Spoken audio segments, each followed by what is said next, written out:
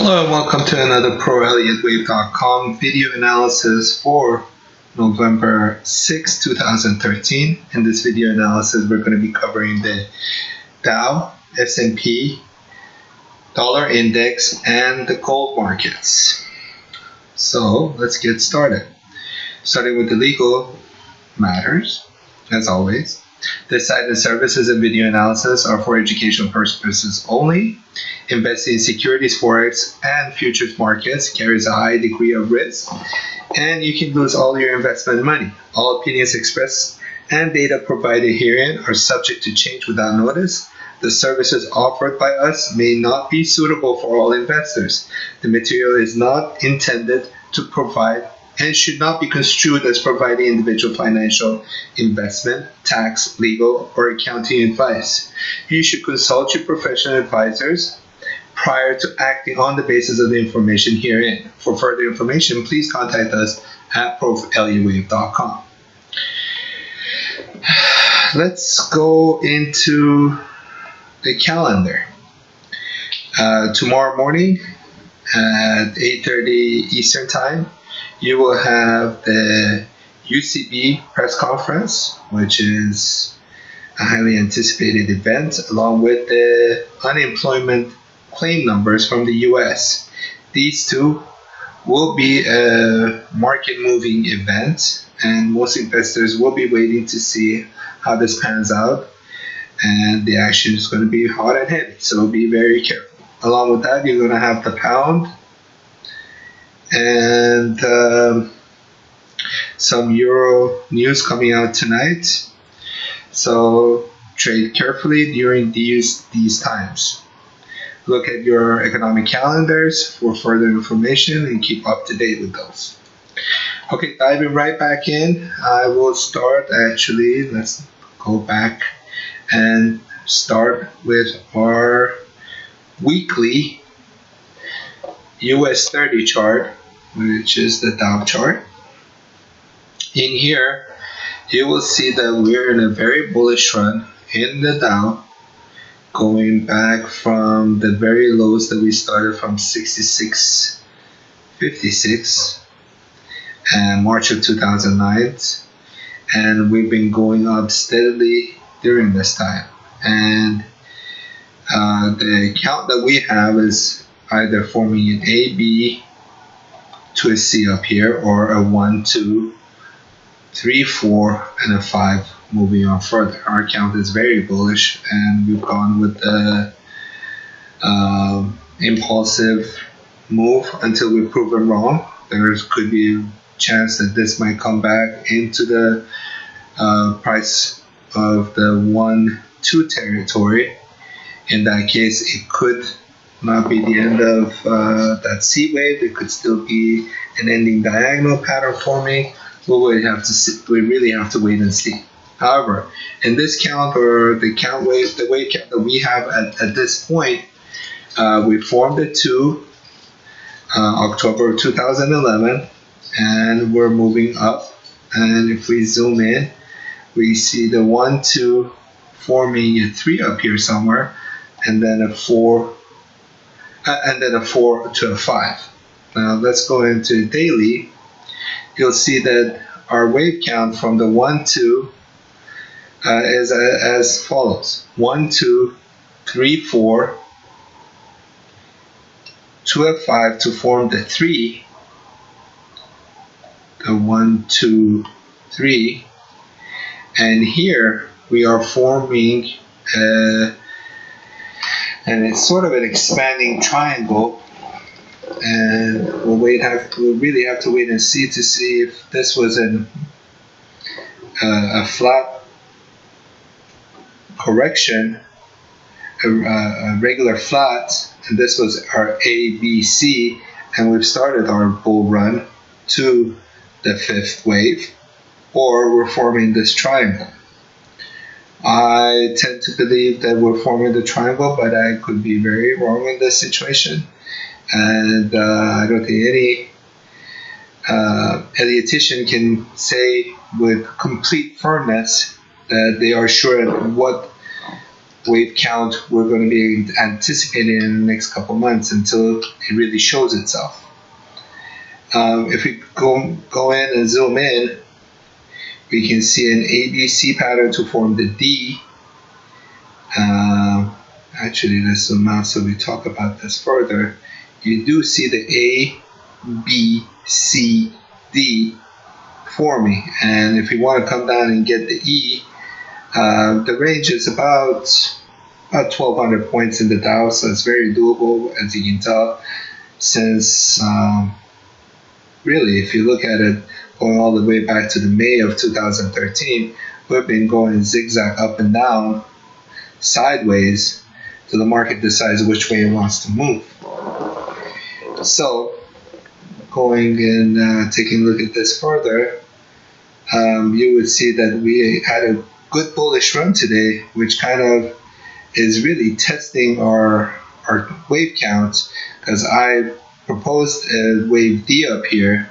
However, we have gone above it, which is still okay in the books as far as Elliott wave, to form perhaps a B that's further up from the high over here, and then it still can come back down to form the C for this end of the fourth wave, which would be the end of the E. Actually, this should be matching with this. So, and then you can look at the hourly of this wave count. So we did an A, B, C to form this A, and we went up to get a B, and the B is an A, B, C. We've already formed it as of today, I believe. Let's see if our count is correct, and we'll find out within the next couple of days if we need to change this count or be aware of the short. If you are planning to short this market, this might not be a bad place, even though it's been so bullish, because you have a very tight stop.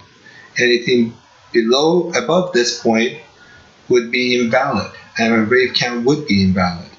And in reality, I believe it's going to get a lot of momentum in there, because if we pass this level, that triangle no longer is valid, and a lot of the bulls will come back into the market and bring a lot of momentum and investors back into the market, and they would believe that the sideways market is perhaps finished. So let's go into the S&P. If we look at the weekly chart of the S&P, again, we have another bullish market which started from that low of 2009, and in there we formed a 1-2, and then a smaller 1-2, and we're forming the 3-4, similar to actually the Dow, and we'll see how this is going to pan out again. We formed with a leading diagonal to a 1-2, forming our 3-4.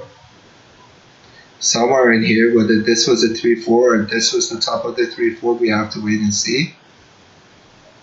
And if we zoom in, you would see that we've actually put a lot of effort to make sure that we've called this right, with our count, to make sure that we have the 1-2, and here we have the 3-4 forming.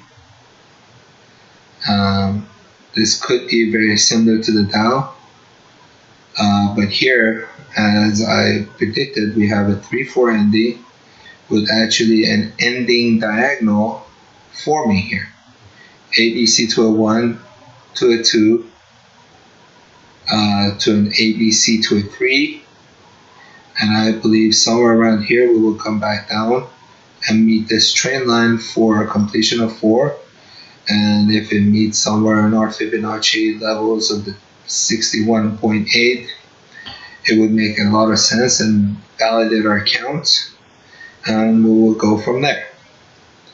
And that's what Elliott wave does for us. It shows us the roadmap for what we think might be coming up in the future, and shows us a low risk trade that is possibly in the book. So for example, if you're planning to go short again, you will have a very tight stop, and from anywhere above that, within reason, you would know that your count is invalid, and you need to get out and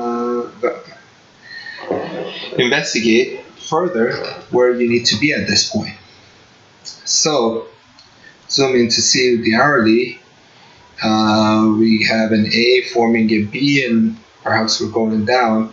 Today, the action on the S&P was actually opposite of the Dow, where we lost points on the S&P, and NASDAQ, where the Dow went up. And you see the charts forming differently, and we're coming down further, I believe, to form the further C. So we'll see with the economic calendar coming out tomorrow, with the jobs market and all these things that are happening, if this wave count validates itself. Moving on to the gold, and let's start with the weekly again. You always want to start from the longer time frames and come back into it, and zoom in to what we think is the right count. So the very high that we had at around 1921 was the end of our 3. We believe that we have already completed the 4. That is yet to be tested and validated, because this could have easily been the end of a 3, forming a 4 and coming down to a 5. Anything below this point of 1032.70 would change this count completely, because then you would be in the price range of the wave 2 territory, which is not acceptable in our count. So for here we have an A, B, C, and if we zoom in to the daily, you would see that from the very top, you did a 1, 2, 3, 4 to an A, and then A, B, C to a B, and we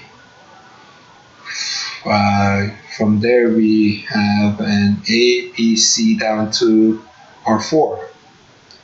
Now, again, we have to wait and make sure that we're validating this count. This could have very easily been a 3rd wave off of that 3, off of the 2, and for now we had a good solid bottom forming here, and you see the sideways action, because again, investors are trying to figure out which way to go.